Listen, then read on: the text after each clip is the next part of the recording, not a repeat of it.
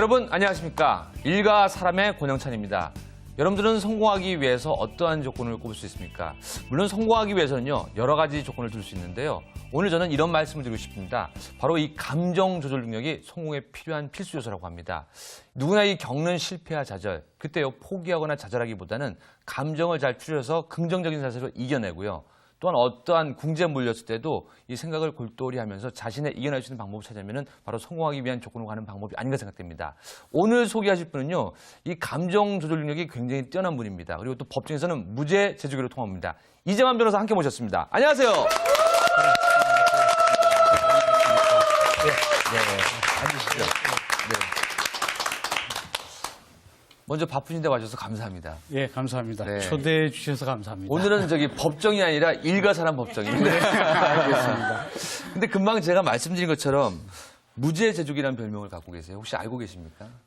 그 무죄 제족이라는 말은 네. 어느 기자가 인터뷰할 때 네네네. 그때 이제 무죄 제족이라는 말을 썼는데 네. 사실 무죄라는 것은 이렇게 제조하거나 만들어지는 게 아니고 네네. 밝혀지는 것인데 근데 무죄를 밝히는 것이 너무나 어려우니까 네. 마치 새롭게 만들어지고 태어나는 것에 빗대서 아마 그렇게 무죄 제족이라고 한 것 네. 같습니다. 사실 제가 자료를 조사해 보니까 그 피해자가 구속되고 1심에서 유죄 판결이 난 상태에서는 2심에서는 거의 그 재판이 뒤집어진다는 표현을 하잖아요. 예.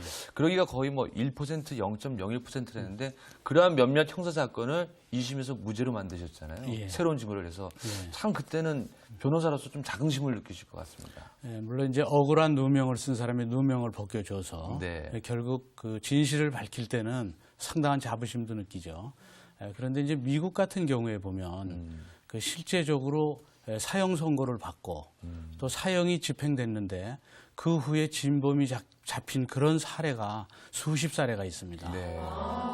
그래서 그 당시에 그 사건을 맡았던 변호사로서는 굉장히 충격도 크고 힘들었을 것으로 생각됩니다. 죄책감도 들겠죠. 예.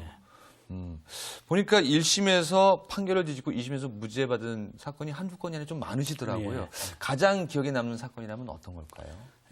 아무래도 최근에 여러분들이 많이 알고 계시는 사건 중에 기억에 남는 것은 이제 송일국 씨 사건이 기억에 네네네네. 남고 그 전에 이제 주병진 씨 사건은 1심에서 유죄를 받았다가 네네네. 항소심에서 이제 제가 맡아서 무죄 판결을 극적으로 반전이 됐죠. 예. 네. 그런 사건들이 좀 생각이 납니다. 아까도 무죄를 제조하기보다는 새로운 증거를 찾아내고 또 변호자 입장에서 그걸 이렇게 새롭게 만들어낸다는 말씀하셨는데, 물론 이제 다른 유명한 변호사분들도 많으신데, 예. 그 유독 우리 이재만 변호사께서 그런 사건을 많이 맡으셔서 이렇게 많이 무죄를 받으셨거든요. 예. 그 본인만의 그 노하우라면 좀 그렇고요. 본인만의 소신이 있으실 것 같아요. 이제 무죄 사건을 결국 맡게 되면 무죄 확신이 서야 결국 무죄 변론을 할 수 있죠. 네네네. 근데 이제 옛말에 보면 어떤 산악인이 산을 가다가 결국 그 조난을 당했는데 그 눈보라 속에서 이제 길을 잃어서 쓰러졌는데 나중에 이제 눈이 그치고 보니까 대피소 산장 10m 앞에서 쓰러져 있어서 네. 상당히 안타까운 일이 있었다. 그런 그 기사를 한번 본 적이 있습니다. 네. 그렇다면 이 무죄를 밝혀내려면 결국 끈기 있게 퍼즐 맞추기와 유사하니까 끈기 있게 진실에 접근해 가야 되는데 조금만 더 깊이 있게 들어가면 찾을 수 있는데 거기까지 들어가지 못해서 무죄를 밝혀내지 못하는 경우도 왕왕 있습니다. 그래서 이 무죄 밝혀내는 것은 끈기 있게 확신을 갖고 추적할 때 무죄를 밝혀낼 수 있으니까 그런 끈기가 결국은 그 무죄를 밝히는 하나의 비법이라고 할 수 있죠. 네.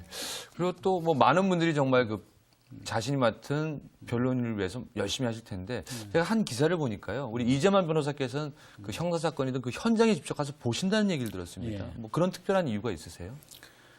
원래 이제 그 범죄자들이 이 사건에 그 범행을 저지를 때는 사건 현장에 네. 약 100개 정도의 증거를 남겨놓는다고 합니다.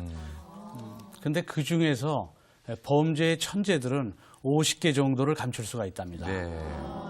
근데 이제 일반 범죄자들은 어차피 범죄의 천재도 아니기 때문에